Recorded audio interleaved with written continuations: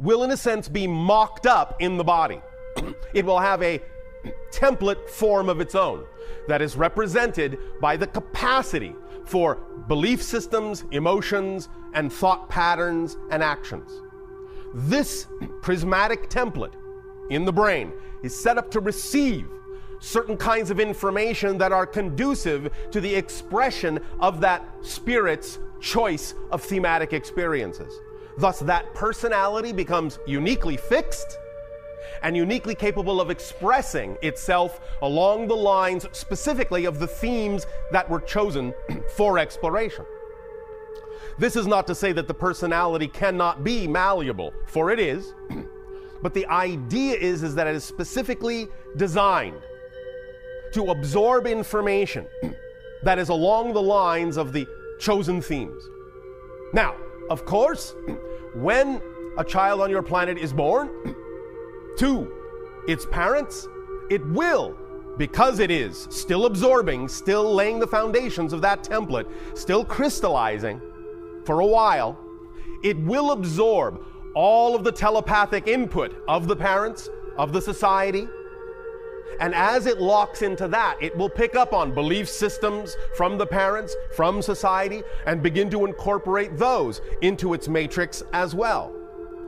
Oftentimes, both belief systems that are conducive to its thematic exploration and belief systems that are not necessarily conducive to its thematic exploration, except as belief systems that give the child an opportunity to later determine that it has a comparison to make between belief systems picked up from others that don't belong to it and what belief systems it would prefer. Again, all the absorption serves a purpose, but some of the belief systems may not necessarily ultimately be conducive to what that personality's choices are, but it is still part of the theme of exploration to have picked up those belief systems from your parents and from your society in order to later decide more clearly, based on your comparison of self to those belief systems, who you are and who you are not, because that's a part of the experience generally that you explore in physical reality to define yourselves and to go from the idea of limitation to less limitation, to go from the idea of forgetting to remembering, to go from the idea of pulling yourself together as a holistic being, having gone through the idea of separation and segregation within your consciousness. So it all serves a purpose. Even though you will divest yourself of certain belief systems as you grow, they still served a purpose of being there because they gave you something to compare the ideal self against and gave you a measure of where you're going. So in that context, all of your parents have served you, even though they may not have known how they were doing it or what they were doing, even though they might have been, if within their own integrity, more capable of expressing the idea of love to you in a more positive way. Nevertheless, because they may have had their own fears, their own doubts, their own issues of exploration that may never have been resolved for them, they still handed down to you those things that still give you the opportunity to decide more concretely who you are, even if only by recognizing through what they have given you who you are not. So it still serves all of you in that way if you are willing to use it that way. Now, this brings us to the idea of the personality structure, the physical mind, and its relationship to higher self. Let us now rewind this, go back a little bit to where you first were forming from spirit that template reality. Aside from the mechanism we have now described of forming the physical side of the personality, the physical side of the person you will be in physical reality experience, at the same time, when you lay out that template, you also, from spirit, create a duality. You create not only the physical side, the physical mind, but you create the template called the higher mind that goes specifically with that person. So every person is a person in totality when they express the idea of physical mind and higher mind. That is what makes you a whole person capable of exploring the idea of physical reality. Above that level, what you might call soul or spirit, it isn't broken out in that way. It is mostly the experience of what you would simply call higher mind, but it is not the same exact experience of higher mind, not the higher mind template that is formed to go hand in hand with the physical persona.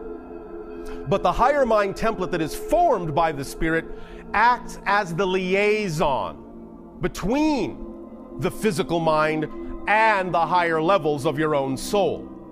And so it remains to a great degree in the template level reality. Again, it is, by analogy, the individual still standing on the boat helping the diver who has gone down below, making sure that they are given every support that they need, making sure they are still in communication, and helping to guide them from the surface in any way that they can by taking readings of what's going on around them and helping them in their exploration down below. So higher mind stays on the boat, physical mind goes deep sea diving. Now, once this relationship is established, then the idea is to get these two to work in concert, to get the physical mind and the higher mind to work in concert. Now, because your view deep, deep, deep under the ocean is limited, as it is when you go as a spirit deep, deep, deep into physical reality, the idea is to rely on the higher mind, the person on the boat, to be able to guide you to the horizon because they can see farther than you can. The deeper you go in the ocean, the darker it gets, the murkier it gets, the less visibility you have. The deeper you go into physical reality, the more limited your point of view can be. But you can always rely on the fact that the higher mind, still up there on the surface on the boat, can see clearly to the horizon and can, with the proper communication, guide the diver in the proper direction. So the idea then is to recognize that because you will experience a kind of disconnection from the surface, disconnection from the higher realm, it is important to rely on the communications of the higher mind for guidance. However, the paradox is that very often, not so much that it has to be this way anymore in your reality, but especially in your history, diving deeply into physical reality has created the kind of disconnection and the kind of forgetfulness and the kind of limitation that allows you to not even remember you have had a higher mind. And therefore, you have created within yourselves, nevertheless, as part of your template, an urging within the physical persona to seek the higher mind. Because the higher mind knows, and the spirit knew when it formed the template, that it was highly likely the physical persona might get lost in the darkness. So it always gave the physical persona that one seed, that one spark, that urge to go toward the idea of the light, to go toward the idea of the higher mind and to form that reconnection. This is expressed as the creative desire, the desire for love.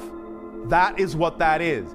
The feeling of desiring love, the feeling of love, the desire to express oneself fully, creatively, in that sense, is different ways of expressing, of experiencing the seed that is created in the template that urges you back in that direction, urges you to reconnect with the higher self. Now, again, because of the degree of disconnection experience and the degree of forgetfulness that exists in the idea of physical reality, we understand that even that can sometimes be distorted, be clouded, be filtered.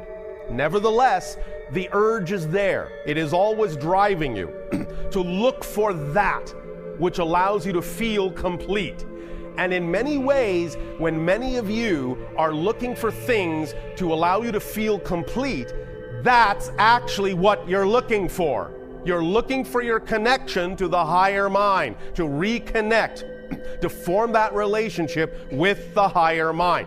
We understand that many of you may, because of the forgetfulness, because of the filtration, because of the disconnection, because of the distortion, you may interpret the idea of that which you need for completion in a variety of different ways. Some individuals will feel that desire for completion by expressing it through the need for another person, or the need for sustaining oneself with food, or many other things.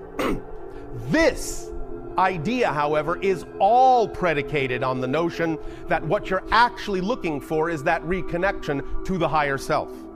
This is not to say it cannot be expressed in a number of ways, or that those things cannot to some degree represent part of the path of reclaiming that connection. But very often, because of the forgetfulness, the physical mind and the ego structure may assume that the thing that in some sense is on one level representative of that reconnection is the reconnection itself, and it is all that is needed for the reconnection, and it often stops you short of making the reconnection, because then you become fixated on the symbol of the reconnection rather than the reconnection itself. Now, the idea of the ego structure is basically this. It is simply for the purpose, its really only job is simply for the purpose of keeping you focused as a physical personality in your physical reality experience.